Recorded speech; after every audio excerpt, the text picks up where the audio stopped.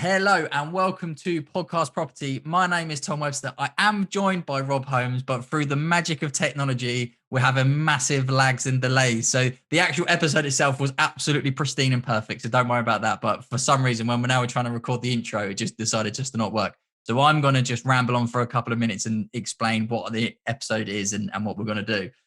While Rob sits there and listens to me in bits and bobs as it sort of filters through. So it all started, I saw a lady called Heather, she put up stop doing that, you're distracting me now. A lady called Heather put up some incredible pictures of a project that they're working on in Bath. And it's an old sort of crane works. And I did a little bit so I saw the pictures, I did a little bit of research and found this company TCN, and they do some incredible stuff where they take old, like brownfield, dilapidated properties and they breathe new life into them, which obviously if you've been listening to the show, you know, that's the sort of thing that I absolutely adore. And they've been making them into these incredible workspaces.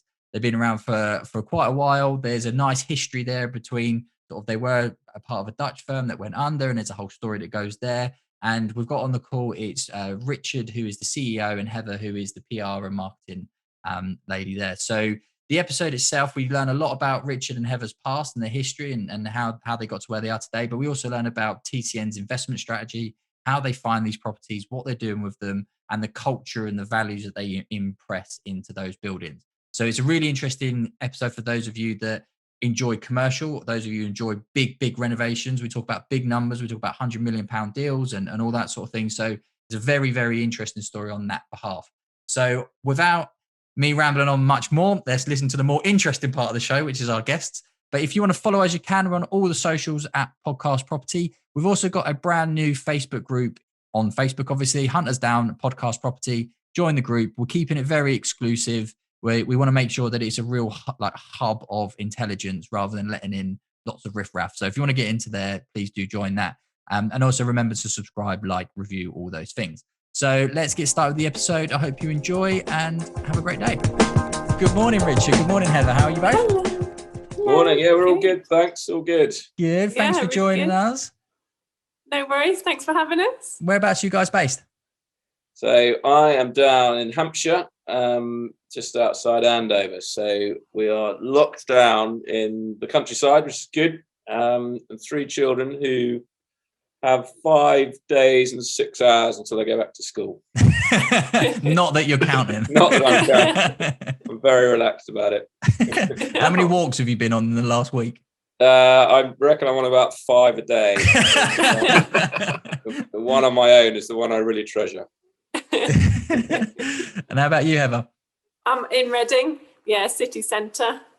So are you in one of your buildings now? Yeah. I was going to say, because the back door is a very, very posh house, if that's where. Yeah, this is my mansion. Yeah, this is the doghouse. Oh, yeah, fantastic. So we're about a 2-minute walk from the train station, which is nice. Yeah, so we do seem to sort of develop and own buildings that I'd really love to live in. When I was going to flick through the pictures, the reason I reached out to you guys is because I saw the project that you put on one of the Facebook groups. Is that the Newark house one? Newark Works, yeah. And I was like, oh my God, that is like the dream. You're buying these like dilapidated buildings and you're turning them into these beautiful things that you want to work and live. And I was like, yeah, right, I've got to get them on the show. We've got to have a chat and see what's going on behind the scenes. But the way that we like to start the show is we like our guests to introduce themselves. I think it sort of just opens up, kind of get a good idea of sort of your backgrounds, who you are. Sort of, you can go back to childhood, education, career sort of trajectory and stuff. But if we start with you, Heather, so tell us about yourself. So I've actually just joined TCN about 3 months ago as the marketing and PR comms manager. We could do it actually. We've got your probation's just come up. We could go through that on the show if you like. That would be a really interesting show, to be fair. Yeah, just as a bit of a loosener, yeah. So on January the 15th, you mentioned that. It'd be awkward if you had to leave halfway through, yeah. Yeah, exactly.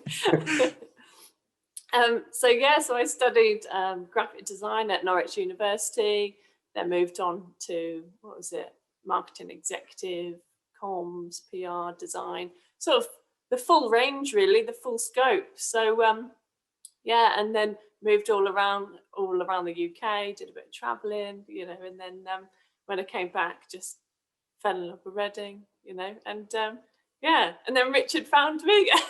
So, I've always always wanted to get into property, but none of my friends, none of my family sort of have really been hugely interested in it. So, you know, I've attended some webinars and seminars like here and there, but never really got into it. So, you know, TCN, I was like, yes, marketing and property, absolutely love it. So yeah, it's great. Fantastic. And yourself, Richard? And she's brilliant, by the way. 3 months in, and yeah, if it wasn't for Heather, we wouldn't be talking, actually, because that's all her work. So there's the probation done. Now it's time to ask for a pay rise, Heather. Yeah, well, let's see how this goes first. So yeah, what about me? Well, I grew up in Suffolk, very proud of my Suffolk roots, and I went to school in that part of the world, and then after school I set on my way with 2 C's and an E at A-level. The C was in craft design and technology, which is highly sophisticated, and I went off to Nottingham-Trent. And in fact, from getting into real estate wise, I didn't really have a history in it, particularly beyond living in a house. And I think it came about through my mum saying, you must go and meet Simon Potts, who was the local chap in Bury St Edmunds, who sort of was decked out in tweed and sort of did rural farm management. And he was a really nice chap, actually, and jolly good chap. And that looked like a rather nice career. So mum sent me off as a 15-year-old to go and meet Simon Potts. I sat in his office and heard about sort of rural farm management.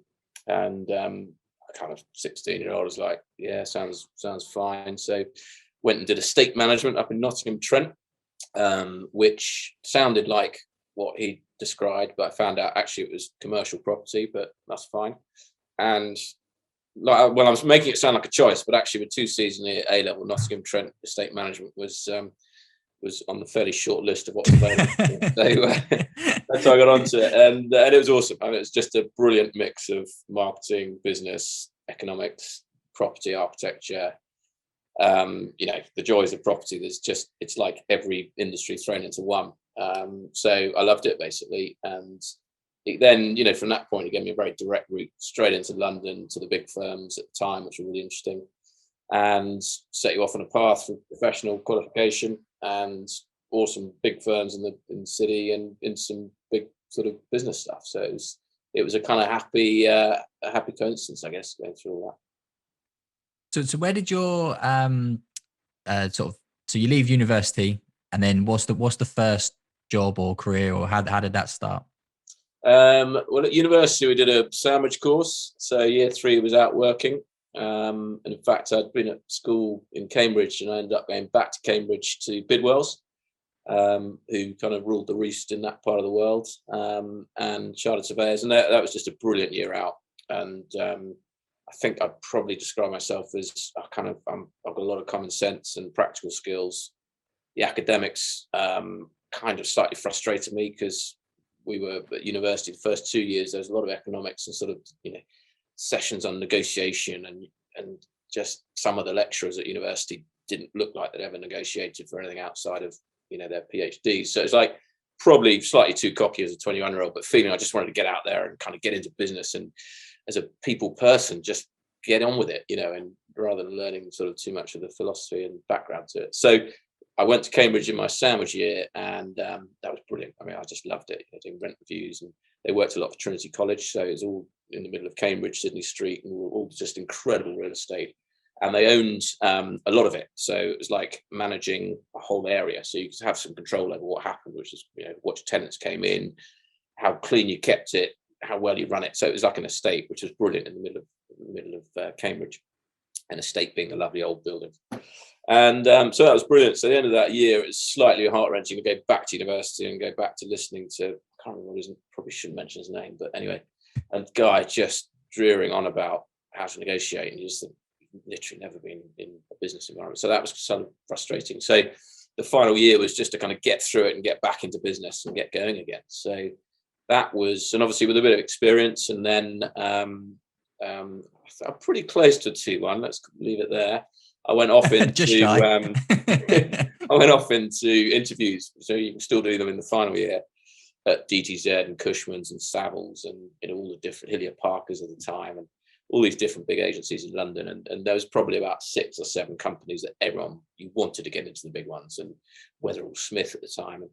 And so I managed to get on the list, or the, what do they call them, the milk rounds or whatever it was called, for the sort of graduate recruitment schemes, and just get in front of people. And I just knew that if I could get in front of people, then I could explain myself a little bit like, if you imagine when you're applying for a mortgage, and you just want to get in front of the decision makers rather than sort of stuck behind the computer. And it's that sort of thing. You want to go into the interview and meet the person and talk to them and explain yourself, rather than look at yet another CV that says I went traveling and I like the guitar and also listen to music and go running. You just want to somehow get in front of them and sell the dream a bit, because it wasn't going to be my academics that necessarily did that. So anyway, got offered various opportunities, which was great.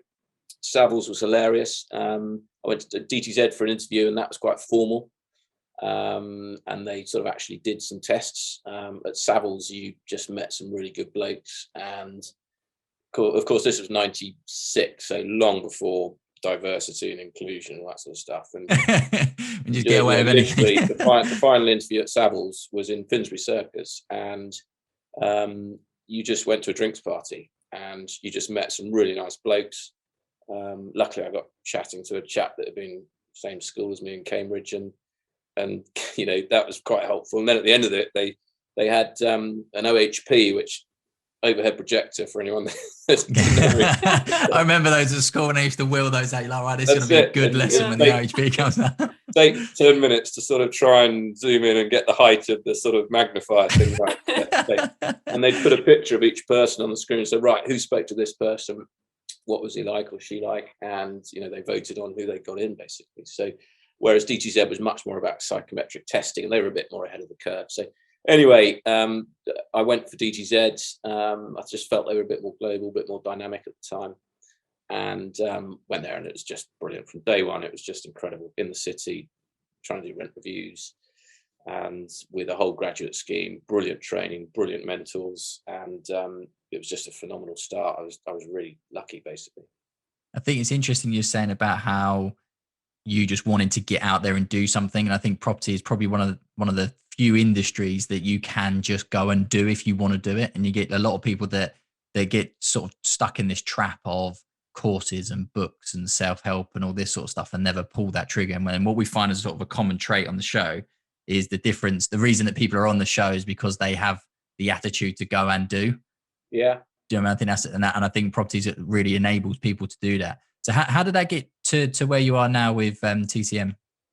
So I arrived at DTZ, but I suppose I was 21, 22, so I was quite young for getting into it. I was qualified as a surveyor a year later. So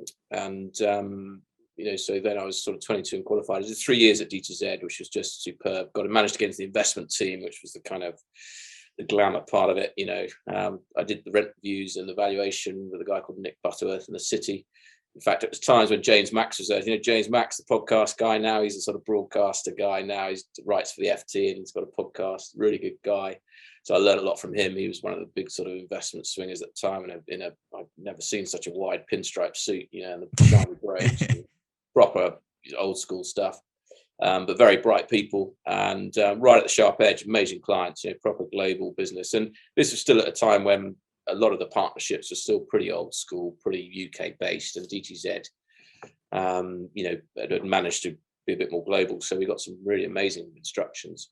So I did that for 3 years, and then I realised age 25, I was sort of getting to associate director level, and worrying about which grade of car I could get with on my salary. And I thought, I'm 25 years old, what am I doing? So I went off and had a year off, because I'd raced through everything. I'm the youngest child, so I wanted to keep up with older children, and I'd raced through everything. So I was at university at 18, I was out by 21, I was qualified by 22, and by 25 I was like, hang on a minute, this guy, I'm just going to be here forever. I've got to get some more experience. So I went off age 25 and went to Australia.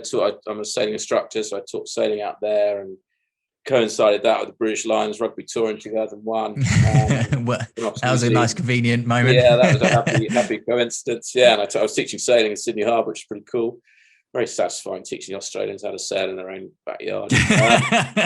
And then, yeah, went off to Vietnam and did a load of stuff. And that was brilliant with a great mate of mine. And then just sat on a beach. And at the time, it was like, literally I'd teach sailing in the morning, go to the gym at lunchtime and sit on the beach in the afternoon. And it was just incredible. But I then happily got so bored. And, I know some people won't be able to get it, but anyone that's been there will. Sitting on the same beach, with the same amazing surf, the same amazing place. After a while, anything becomes, familiarity breeds contempt, right? So I just sat there going, God, everyone else is getting on with life. They're doing interesting things. And Rob, it's a bit like you saying, it's kind of, yes, okay, you're having a great time, but it's a bit like I want more out of life, and this is cool. And I hadn't made any money by this point, but so it wasn't from that point of view, but it was very much just kind of, I want to get back into it now. And I'm so deeply bored, which has been really important because I can always recall back to that time, and whenever I'm stressed or too busy, I can remember back to being almost painfully bored, which sounds ridiculous in a beautiful place, but I just got to reach that point, which is a great point to reach, because then you think, right, I've done this is amazing, but, it's not, there's more to life. So anyway, came back and I joined, trying to remember what I did then. I joined Shaftesbury after that, which was just incredible. I mean, that was to have gone from DGZ, very professional, institutional sort of training, to then go to Shaftesbury, who basically are a public company, but they own all of Carnaby Street and they own a lot of Covent Garden. I don't know if you guys know them, do you? But they basically own quite a big part of Chinatown, big part of Covent Garden and Carnaby Street.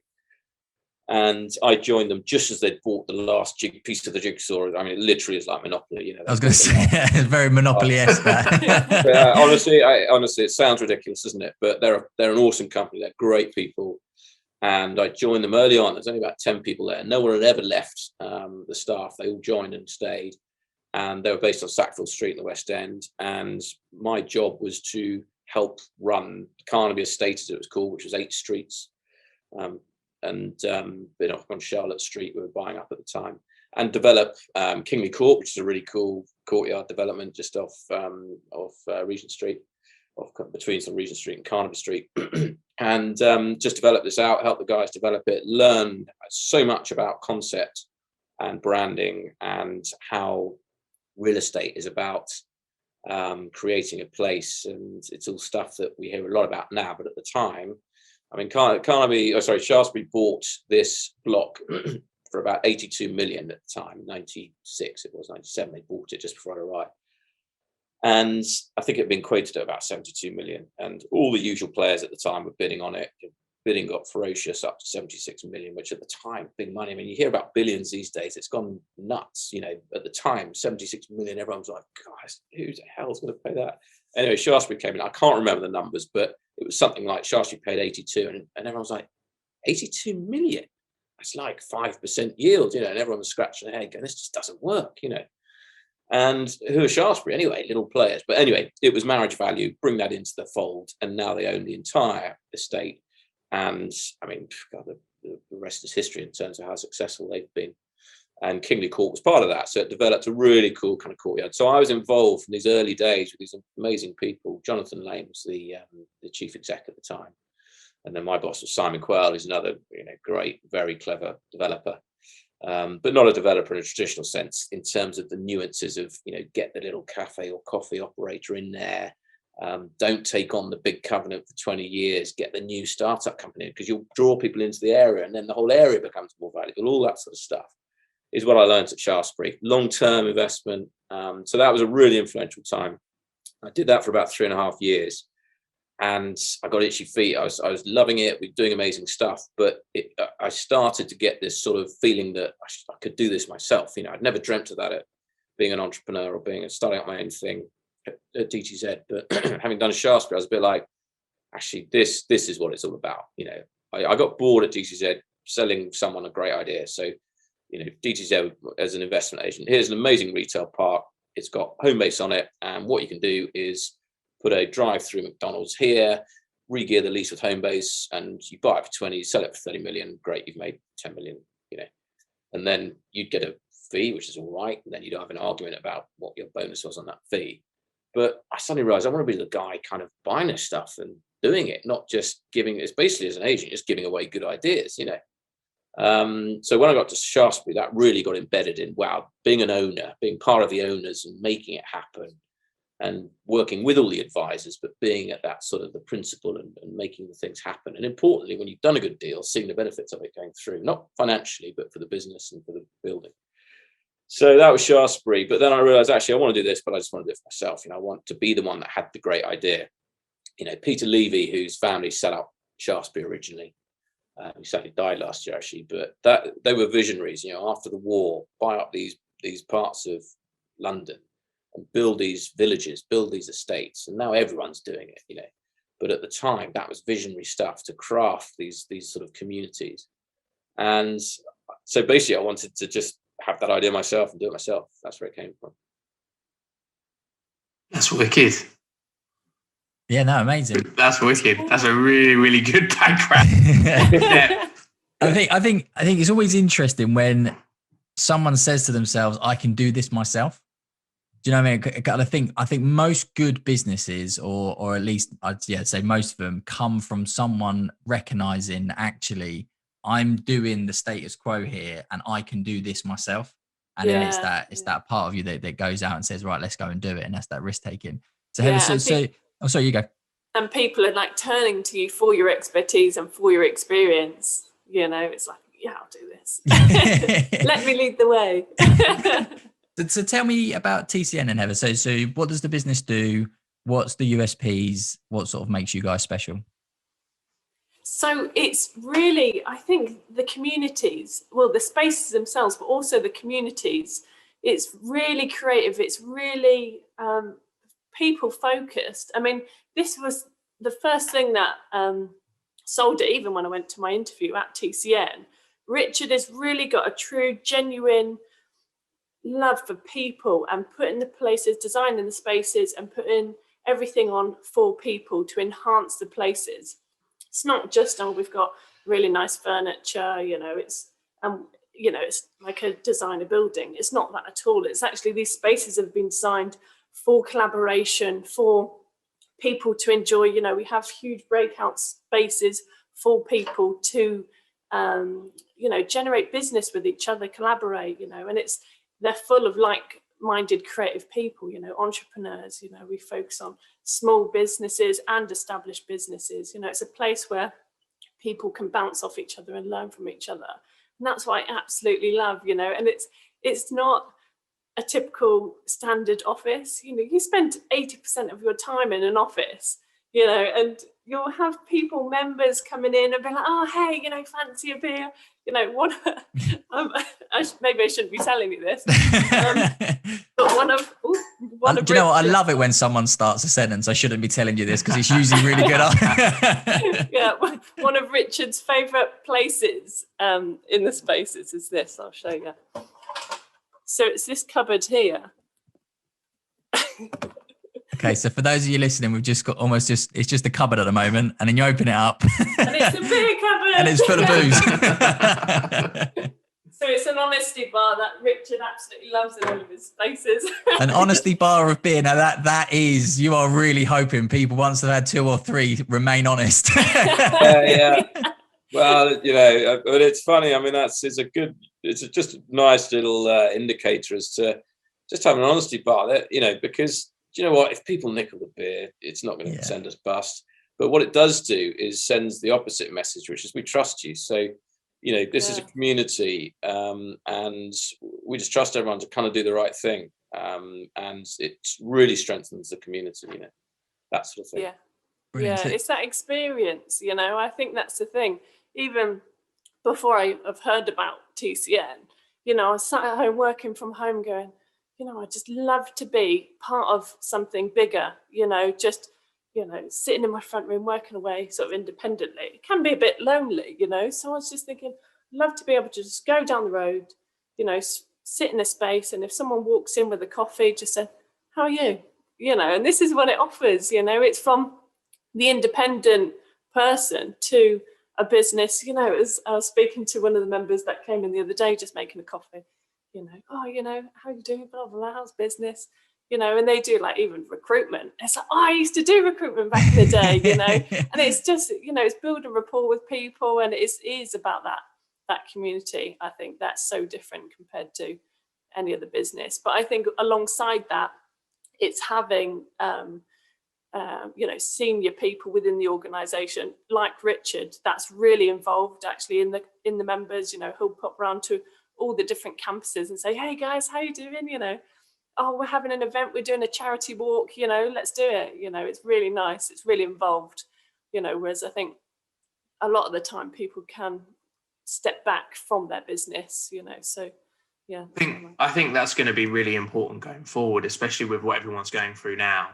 Like, because for the listeners, I can see what's in the background where you are, Heather, and I can't think of anything better right now than being able to go somewhere like that and work with a coffee or a beer. I'm be stuck in my living room at my desk because there's no coffee shops open.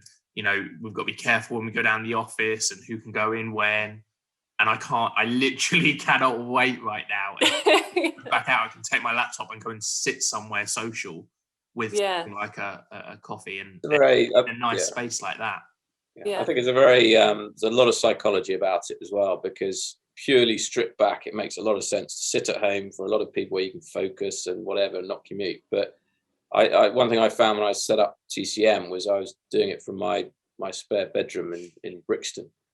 And actually it wasn't really a spare bedroom because someone's renting it, but anyway, when they were out, and it was that feeling of, you know, when you're sat in a big office with lots of people on phone calls doing stuff and saying, oh, I've just done this, or I'm doing this, or I'm thinking about this, your whole world, you think bigger, you get braver.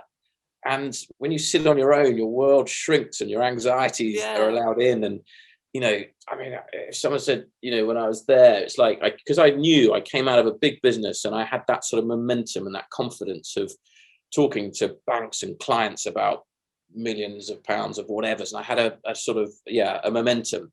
And when I started out the business, that momentum continues. But over time, you're in a sort of room on your own and you think, well, I'm going to phone the bank, but it's quite a big question I've got to ask. And actually, I might do it after lunch. Whereas when you're busy in an office and everyone's on the phone, it's like, yeah, listen, I need the money, you know.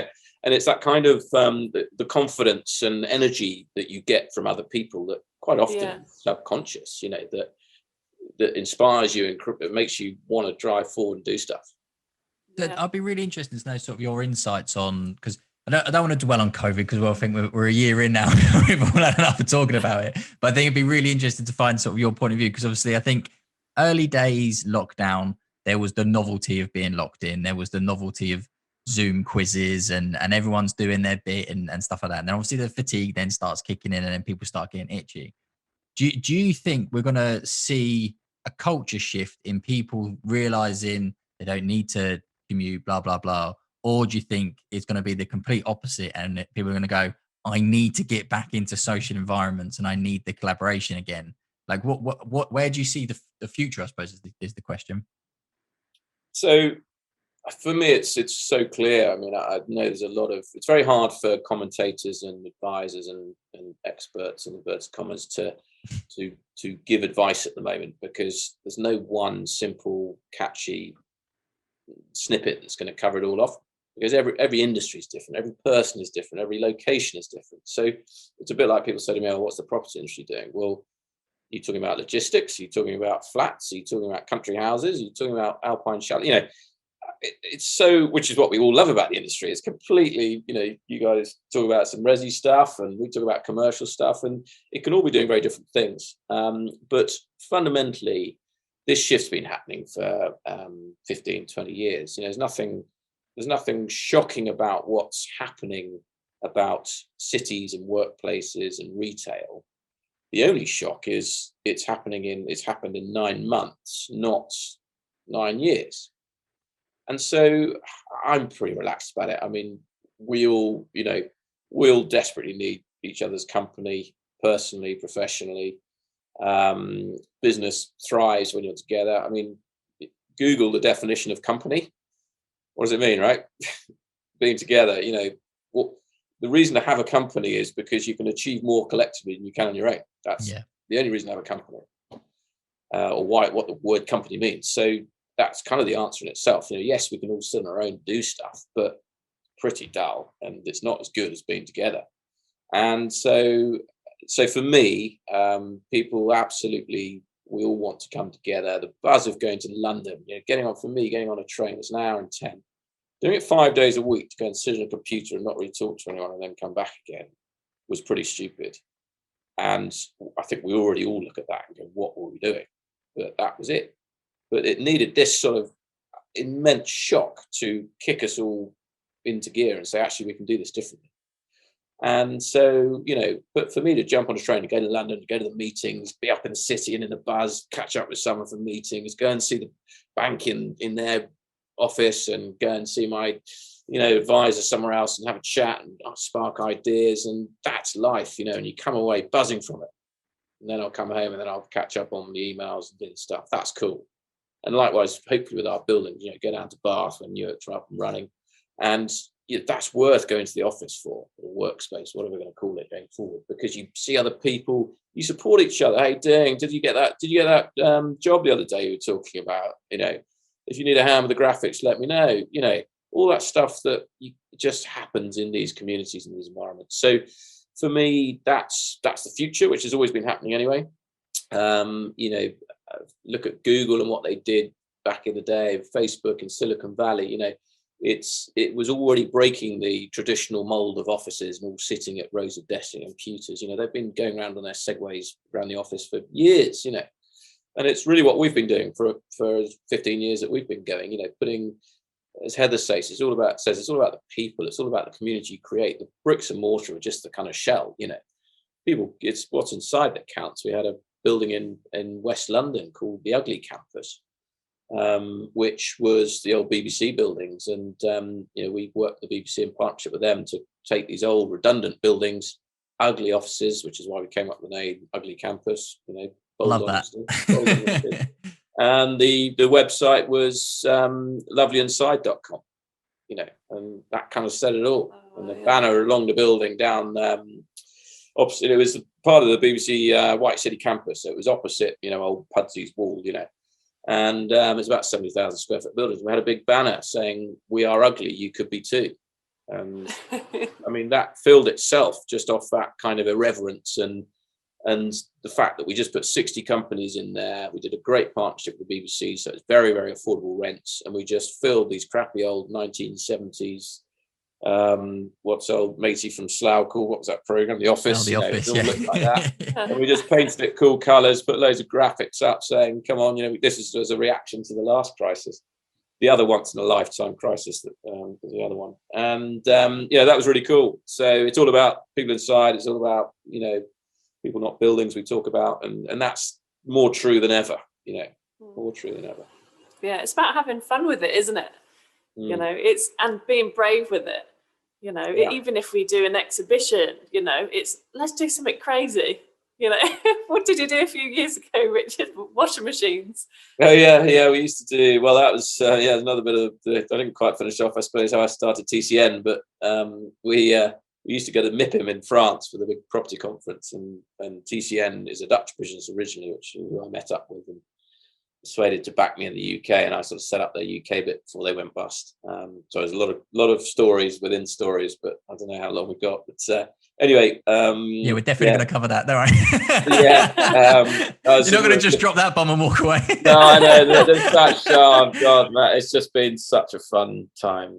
All of this is amazing, but the highs and the lows. But anyway, so we used to go to MIPIM, and these guys, the Dutch guys, I mean, talk about the irreverence and the fun. That was an amazing time, which we'll come back to. But just on this story, we used to go to MIPIM, and you'd go to the bunker, as they called it, which had, brilliantly, all my ex-employees, employers rather, DTZ, very corporate, all stood there going, yes, we're the best advisory business in the world, and we the only one with a truly global platform, and all that sort of all those buzzwords. Yeah. And then you come to TCN stand, and they just do something always completely different. So one year they built a laundrette, basically. So everyone would have standard banners and corporate people and glasses of champagne and all that sort of 2000 and something life we used to have. And you'd get to TCN, and it was a laundrette, and they had a load of washing machines, and all the brochures, you had to open the washing machine and get them out of the washing machine. and the strapline was recycling your assets, because it was just after the crisis, and it was all about putting your property through the cycle, and all this sort of stuff. So it was all clever stuff. My favorite one ever another year was they had Santa's Grotto. Now MIPIM's in March, and so they had Santa's Grotto, and all the staff had to dress up. One was Santa and the rest were helpers, and it never do things by half. I mean, this was proper fake snow. It would be next to Deutsche Bank and Deloitte and everyone, so it made it even more kind of ridiculously dramatic. And so they had a full-on Santa's Grotto, and the strap line was TCN, always 9 months ahead of the market. Wow. I love that. That is wicked. That is absolutely brilliant. Yeah, it's just genius. Oh, it's genius. So every year, and then there was another one. They had a shoe shop. One of them had a suits shop, and they all wore suits with like properly fitted suits, nicely done. But they had all the projects on. So rather than handing out brochures, if anyone was interested in like the logistics project they had in The Hague, they say, "Oh yes, that's this project." As you can see, it's kind of on his arm. They'd have it on the arm, the sleeve of the suit. They'd have a picture of it in the vital stats, rather than. I mean, it's just priceless. And that was a sort of, what do they call that? Something like bespoke real estate fee or whatever it was. But TCN, little unheard of company, and you'd come out of MIPIM, and you had all these global brands. And no one was talking about them. Everyone's going, that was brilliant. What was that laundrette, the Dutch guy? So that was cool. Yeah, it's funny, isn't it? Just being that little bit clever. You can throw money at stuff, but at the end of the day, clever always wins. Yeah. A bit of just humor. Different. Yeah, I think it's just different. It's interesting. Humor is, I always find humor is brilliant, because, property is a personal business. And as much as everyone is excited about prop tech, and there'll be lots of courses, lots of change, innovation, but fundamentally, like any business, there's the human element to it. And if you can do that with humor and honesty and being a bit different, life's too short not to, isn't it? Yeah. I was on a podcast a little while back, and one of the questions was sort of like, I was talking about mortgages at the time, and it was like, what do you think is going to change moving forwards, and what impact has COVID made? And that's exactly what I said. Actually, I think it's the human element that's really changed. I think having meetings on Zoom where the kids run in, or the dog's kicking off, or someone's in their tracksuit, or all of these sort of things, it takes down that facade that business built up over generations and generations, that everyone's this image that's just not really real. And what I really hope moving forward is that we all realize that everyone is a human.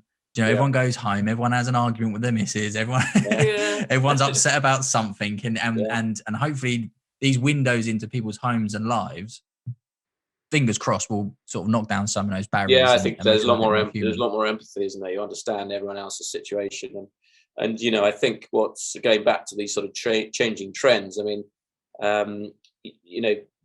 what I've always said, I'm always, originally was trying to raise lots of money, and it was very difficult back in, obviously, after the last crisis. But my point was that these guys doing all the tech stuff now, back in 2010, okay, they're only 21, 22 now, but it's not going to be long before the current CEOs and all their kind of preconceived ideas of an office, and you have to be in there 9 to 5, they're going to be getting pretty old.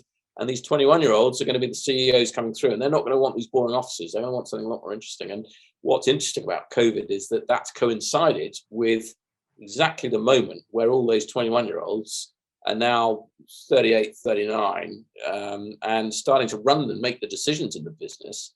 So it's kind of a double whammy of this new generation of way of doing things. You say tracksuit. I mean, old Zuckerberg was the original, wasn't he, in his hoodie top?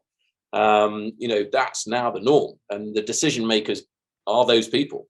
So the offices were going to change anyway, as the old Dufties kind of got out.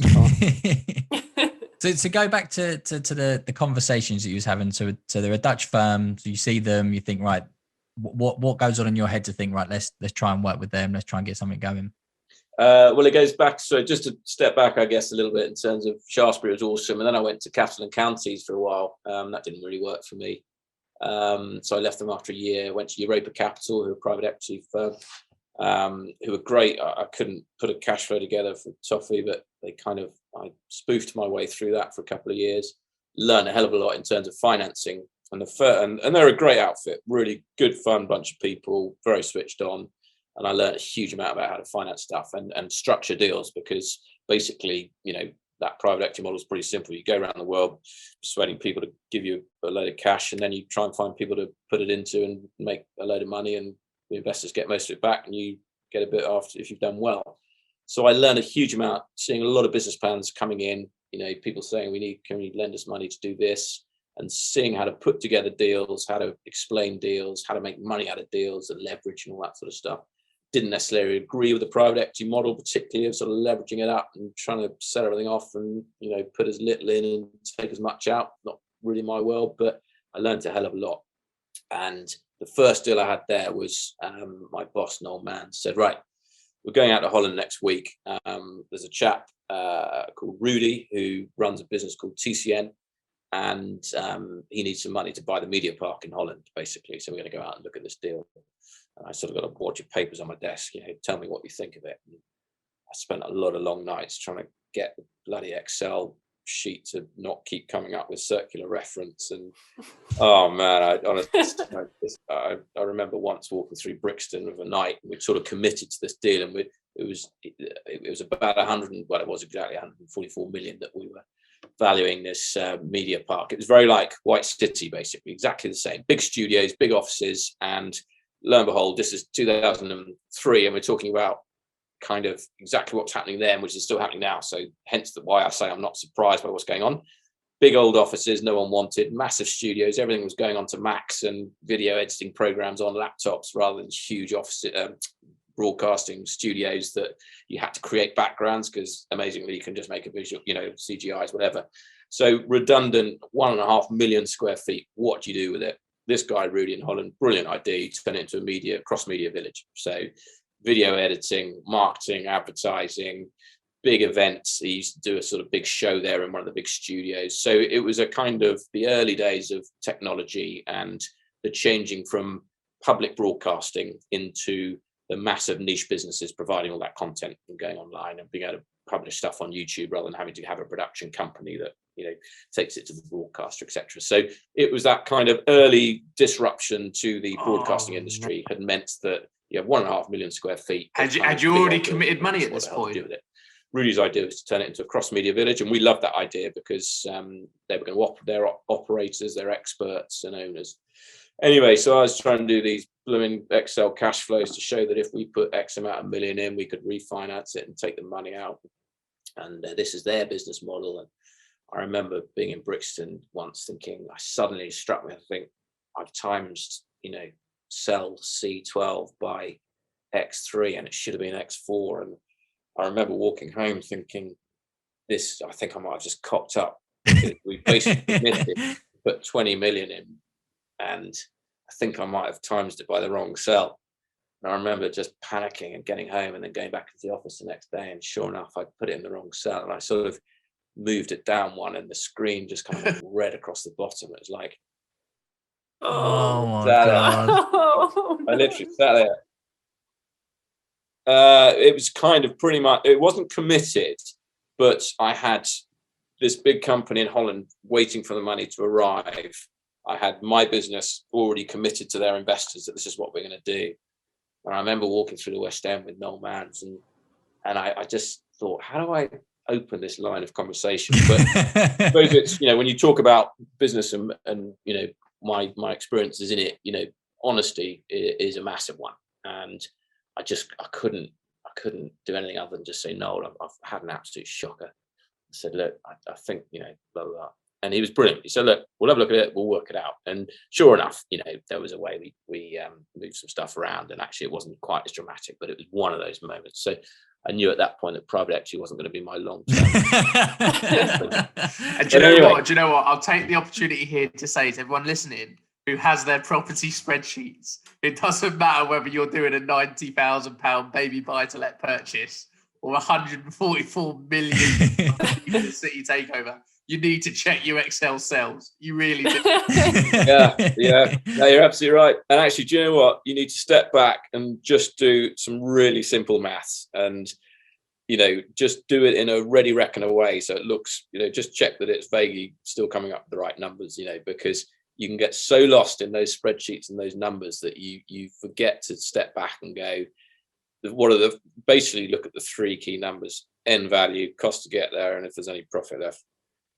And those are all the sort of experiences I learned. But anyway, the great thing out of that, and actually the exciting bit coming out of that story, was I met this guy Rudy, who is just the biggest legend I've ever met. He's a Dutch guy. At the time, he set TCN up in Holland in '91, and he just built it into an incredible business, which you won't hear many people say because it went bust. But he basically was everything. He was an architect. He was just a visionary guy. One of his biggest errors was just having faith in everyone. So he'd just back everyone, and it's kind of, I don't like to say that's a fault, but do you know what I mean? It's kind of, you want to have faith in everyone, you want to back everyone, but sometimes you've got to say, actually, you've got no idea what you're talking about. I'm not going to back you. And unfortunately, Rudy was such a visionary. So like, yeah, come on, we can do this. And anyway, he was an architect by trade. I met him. He ran TCN built it up from nothing.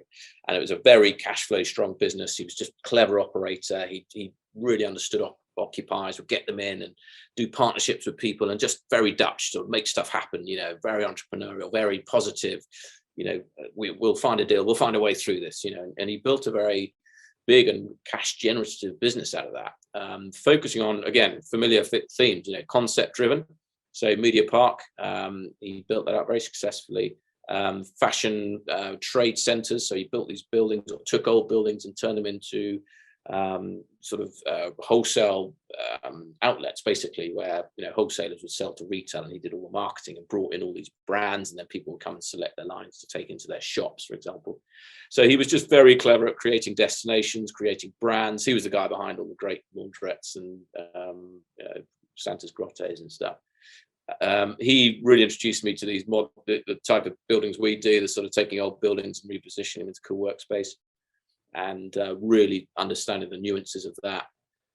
So he was a proper inspiration, and we had a lot of fun. And he came over to the UK, backed us on a couple of deals, and then unfortunately for him, he sort of didn't take his own advice, really, and just overexpanded. Of course, that was in 2007, 2008. So the banks were falling over themselves to lend, and that just, I think it was just overexpansion, really, and faith in everyone. And sometimes that's not the right people to back, So unfortunately, they didn't make it through the crisis, which was just a real shame, because I had fundamentally a strong business. But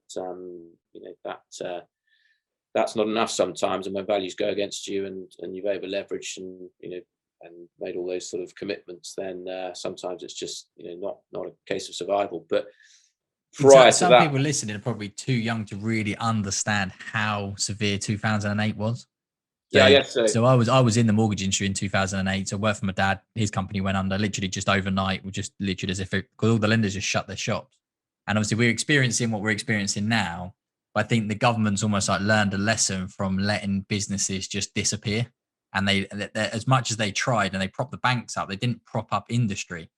And now it's like the COVID's here. We need to prop up industry. Otherwise, it literally just decimates everything around it. And then you spend more time trying to build and catch back up from where you left off. But sorry, so yeah, so go. So what went? So what was? How did you differentiate yourself from that? So how did you shield yourself from what happened there? Well, 2006, we set ourselves up in the UK, and really, we went into partnership with him, basically 50-50 partnership. So I set the business up over here, and the original idea was that he put some equity in to help us get going, and then he got a bit of a return on that, and then everything else went into the UK company, which was 50-50. So that's kind of how we stayed in it. Made some money. We did some great deals. Piano House in Brixton was the first one we bought. Which was a great start, strong cash flow, always good demand down there for office space, and we started building the business up. But Rudy was very hands off, which was great for us. We just cracked on, and he was very happy to give advice and clever strap lines, and he could make stuff happen. He could just make deals happen, walk into a room, and he could make stuff happen. He was a clever guy like that, just through great character and experience, I guess. But what happened is we just built the UK business, and we could see what was happening. We said to Rudy, he ran an office, 250 people, I guess. A lot of them played darts and had a great time. Big branding department of over 50 odd people. So it just got big, and the numbers didn't support all of that. So we just kept plugging away in the UK, doing what we could do and buying buildings and making them cool, and running our own shit basically. We got ourselves self-sufficient very quickly. And then when TCN struggled in Europe, we were independent really by that point, other than the ownership structure. So we just plugged away and worked hard at keeping our costs down and driving the income and all the good stuff that you do in business, and build a reputation, build a track record. We got into partnership with the BBC to do some deals, and in business it's all about reputation, I guess, isn't it, and track record. And just over time we're passionate, we're hardworking, we're honest, and hopefully some clever ideas, and carried on building our business. And so even though TCN in Europe got into trouble, we wanted to keep our brand and our name here because it's really strong. So anyway, eventually we bought ourselves out. We bought 50% off Rudy's business over there, and we became independent in the UK.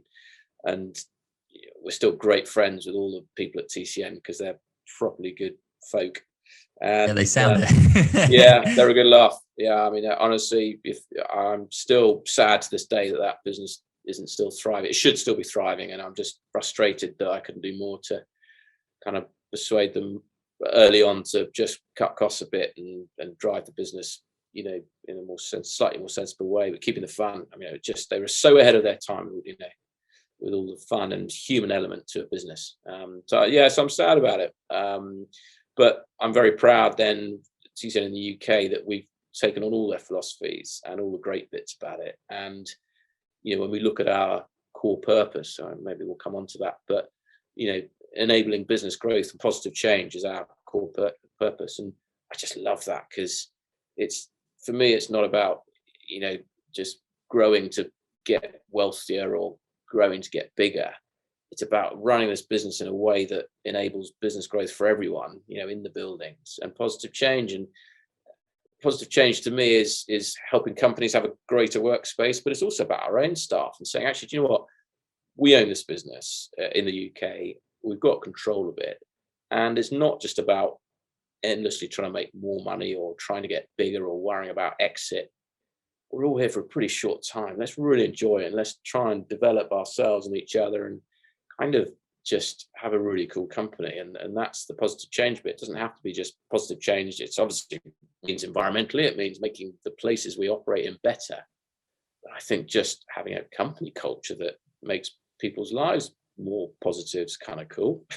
You have to have that now, don't you? As a business owner, you have to have values. I think the days of being the ivory tower and again just destroying the planet behind you, I think again that culture has shifted so much that you have to have company values. People don't want to go and work for a company that doesn't have any values or doesn't have positive values. People don't want to do business with someone that doesn't have positive values. So I totally see that. Can I go into sort of the more nitty gritty? So how do you find sites? So when you see something, what says actually that's something that I want to get my hands on, or no, that's not really for us? What are you looking for, and how do you find them? So we're a funny bunch really, because we can't really make money in good times in terms of new projects. And when I look back over, we started in 2006.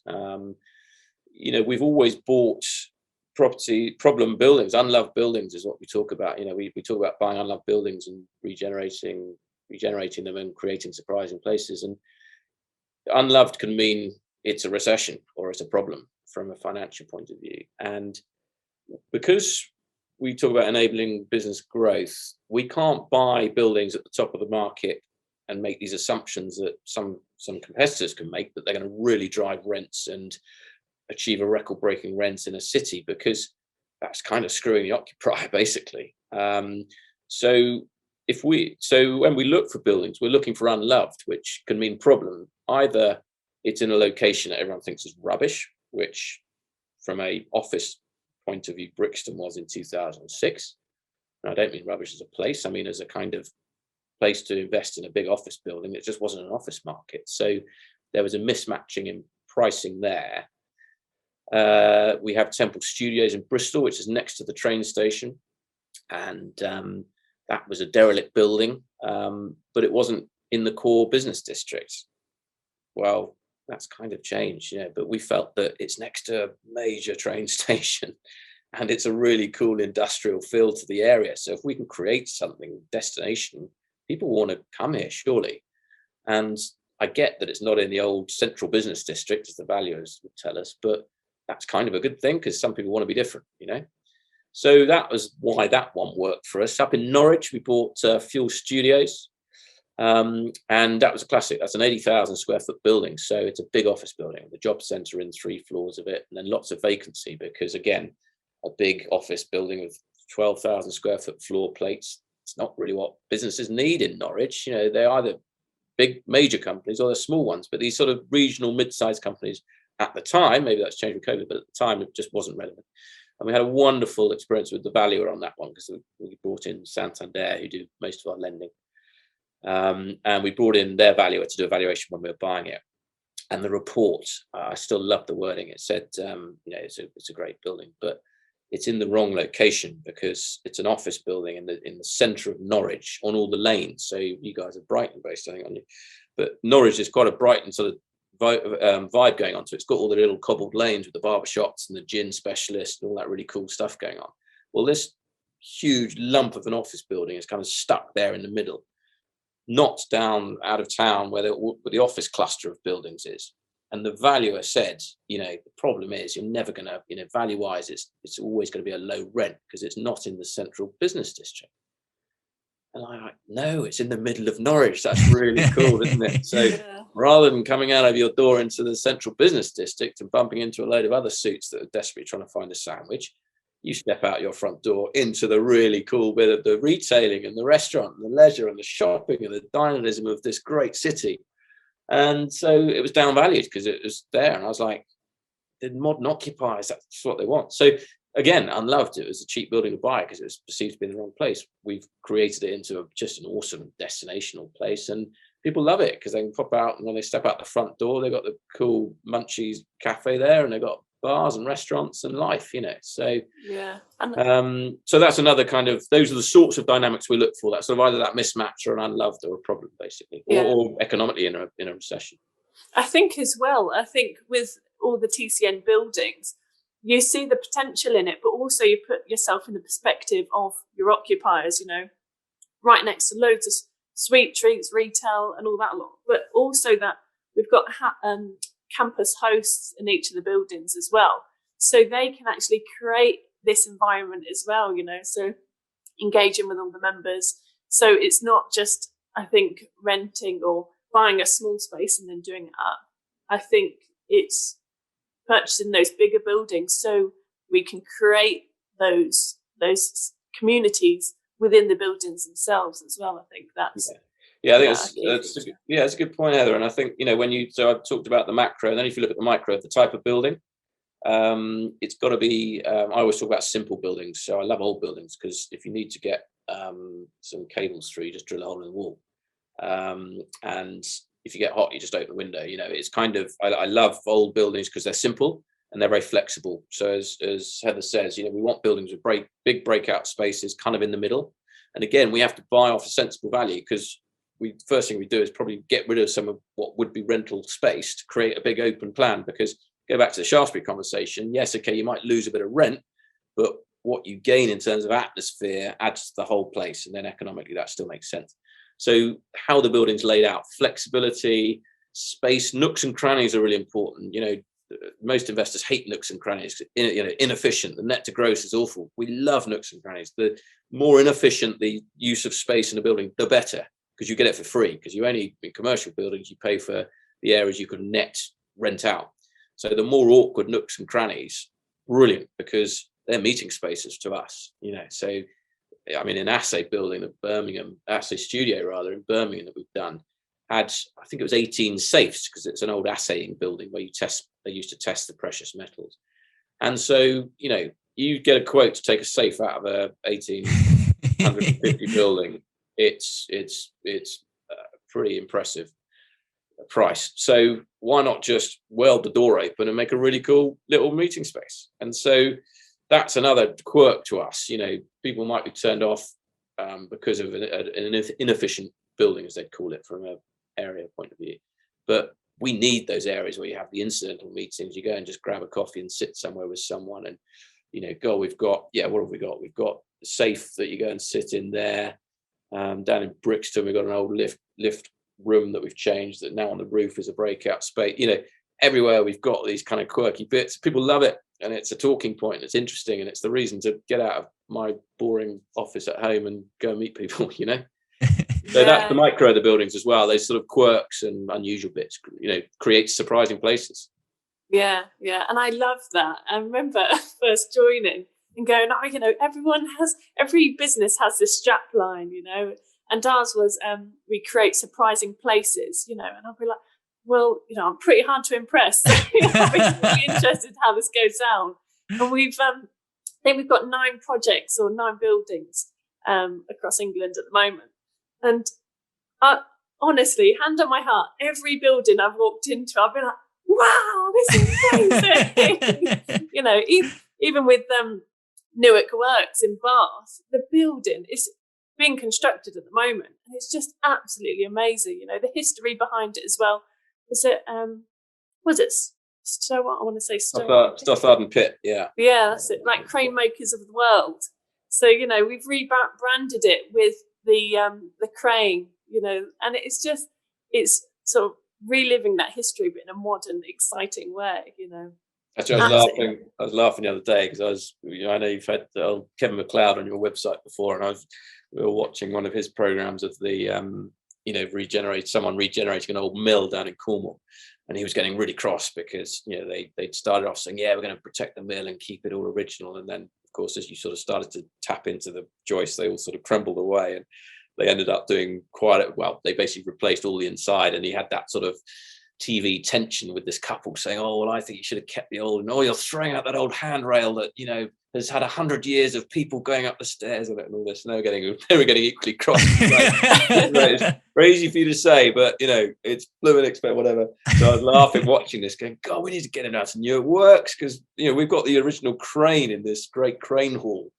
This building's 40,000 square foot of old manufacturing stuff. I mean, Heather can send you some pictures of it, because it's absolutely epic. And we kept the old crane in the middle, and I was almost shouting at the TV going, McLeod, you need to get down to Newark Works. You know, see this original kind of structure that we're agonizingly to keep. But it is funny because at the moment the roof's half off, the floor we're digging out to put all the piling in, and yet still sitting in the position it's going to stay is the original crane. So I love all the before and after pictures, so I'm taking loads of before pictures so that when you do the after, it'll be like, spot the difference. Crane in this awesomely developed, kind of really cool, vibrant kind of environment, and you'll be able to look at the before, where it's literally there's a digger in mud on the ground and daylight at the top, and there still is just cranes. That's really cool. It's funny to say about Kevin, because that's what I said to Kevin, is that's what I love old buildings with a modern twist. And I talk about Holland. I stayed in a place in Amsterdam, and it was an old, I want to say monastery, but I think it was more of a nunnery, I think. But you've got the old building that was obviously derelict, and then you've got the glass coming out, and you've got all these different modern features built into it, and I just love that. And what's really upsetting, I think, sometimes with sort of like raid listings and stuff like that, is you have these buildings that will literally rot if someone doesn't do something with them. So why don't you just breathe exciting life into these old buildings? And yeah, you haven't got to keep everything, but as long as you're keeping the spirit of a really beautiful building and giving it function, surely that's better than keeping everything and it just doing nothing and no one can enjoy it. Honestly, don't get me started on that. I mean, you know, when you look at planning, it's very difficult, particularly listing.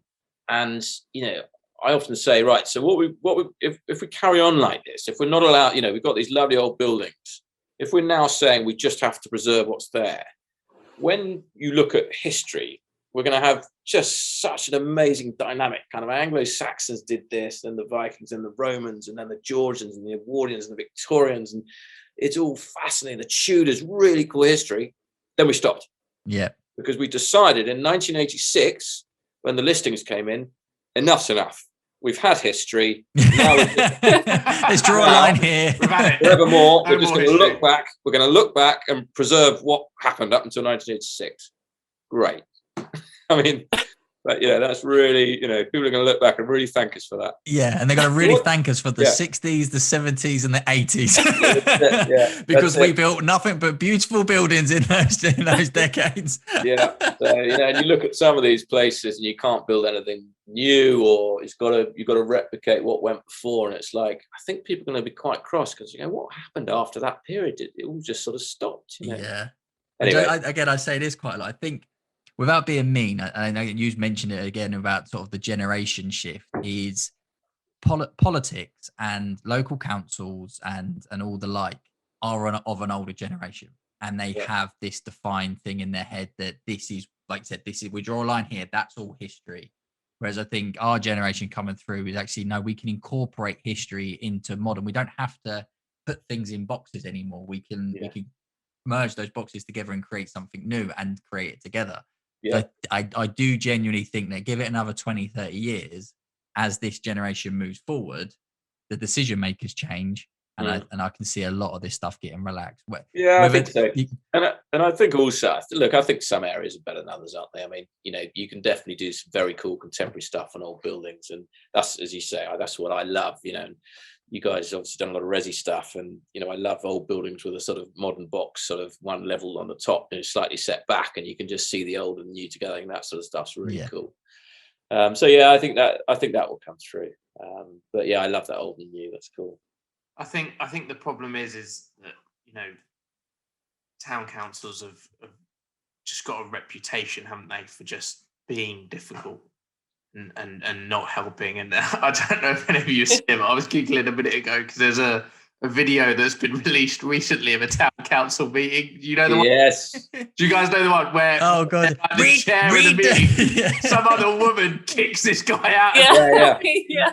You've got no authority here, and they're all arguing. Yeah. It's absolutely no wonder That's brilliant. that stuff That is get done if that is, you know. We were spoiled that week because we had that one, and then we've spoke about it just before we started. Then we had the cat one with the lawyer. We just this whole week, like that week of just meme stuff on Zoom. It's just perfect. Oh Absolutely yeah, brilliant. yeah. Absolutely And of course, you know, for us in the business we're in, that's music to our ears or to our eyes, because that just shows how people need to be in the same rooms to be able to read each other and not be able to actually eject someone physically.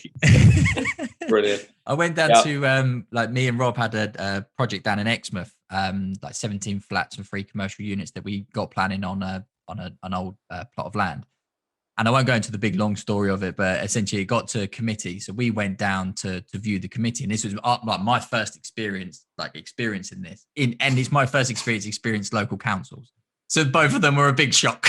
And I'm sitting there, and then the architect's explaining that the architect gets, I think it's like 3 minutes or even less to talk. And then everyone goes around the table, and there must be about 20 people around this like horseshoe shape. They all get to have a word. But then the architect's then not allowed to rebut anything that anyone said.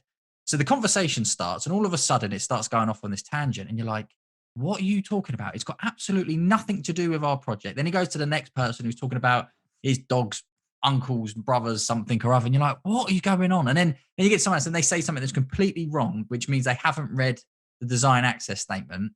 And then you go to the next person, you're like, can I put my hand up, please? Like, you can't carry on the conversation because you've got it all wrong. And you're just watching them and you're thinking, this is how the country literally runs. Yeah. And I think that insight into that Zoom video I think that's the first time that most people have seen. No, that is how the UK is run. That is the politics. That is how this country is put together. And it is a bit scary, I must admit. Yeah, it is a bit. But I've had a few of those planning committees experiences myself, and I find it's like those bad dreams where you're kind of either no one can hear you or no one can see you. And you're like, no, this is wrong, and you sort of know what your voice isn't making any noise. And it's like as if you're not there, and it's sort of like a nightmare. The big ones when I walked in. So ours was the second one after lunch, but we turned up as they were having lunch. So again, imagine. I've got no experience in this whatsoever. I've walked through the door.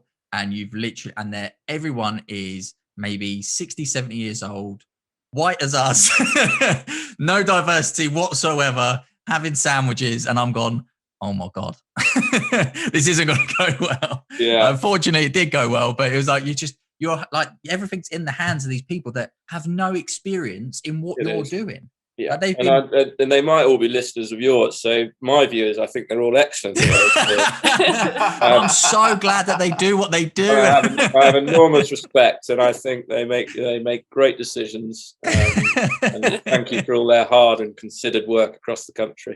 I tell you, I think we'll leave it on that nice positive note. So how do people follow you guys in your journey, and what, like, just keep up to date with what's going on at TCN and yourselves? Heather, that's definitely your Yeah, one. that's a marketing question. So how do people follow you guys and keep up to date with what's going on at TCN?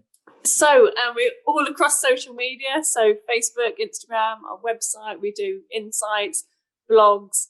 We're quite often, because we've got 9 different projects and they're all at different stages. So we also go out to press quite a lot, just give them updates. So regional press, local press, sometimes national.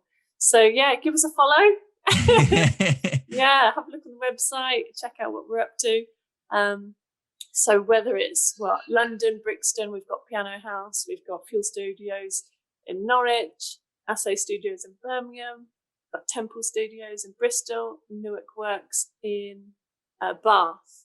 So there's a couple of others, but I think so all the social media, but we love real time as well. I'm always happy to chat to people, and definitely, particularly I love kind of chatting to like students who want to get into it, and I've done a couple of talks on that. And funny enough, I was looking at one I did in Westminster back in 2012, and it's the same messages now as it was then, which given what we've been through, I found pretty extraordinary. But yeah, so always happy to chat to people and ideas and stuff like that. And I think social media and all that is great, and it's opened up a whole world of like being able to see all our stuff on line and YouTube and Matterports. But equally, I'm in business for people and have all that sort of chat. No, yeah, exactly. Yeah, I mean that's the thing. We're really keen on events, but obviously with everything going on at the moment, it's a little bit quiet. So each of the communities, we have these little events going on as well. So, and involving